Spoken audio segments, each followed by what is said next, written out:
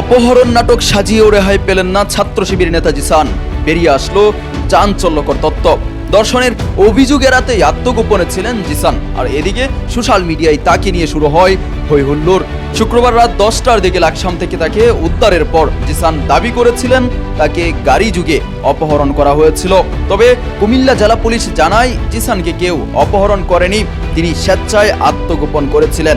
গত 20 মে জিসান বিয়ের প্রলোভন দেখিয়ে তার দাউদকান্দির বাড়া বাসায় এক নারীকে দর্শন করেন। পরে ওই নারী অন্তঃসত্ত্বা হয়ে পড়লে ঔষধের মাধ্যমে নষ্ট করা হয়। এই ঘটনার পর ওই নারী জিসানকে বিয়ের জন্য চাপ দিলে শুক্রবার বিয়ে করবেন বলে তিনি সম্মতি দেন।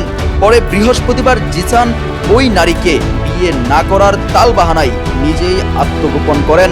পরে তার চাচাতো ভাই রাসেল আহমেদের মাধ্যমে থানায় নিখোঁজ ডায়েরি করেন। আর এদিকে জিসানের নাটকীয় উদ্ধারের খবর পেয়ে শুক্রবার রাতে ওই নারী বাদী হয়ে জিসানকে প্রধান আসামি করে 4 জনের বিরুদ্ধে দাউদকান্দি মডেল থানায় মামলা দায়ের করেছেন।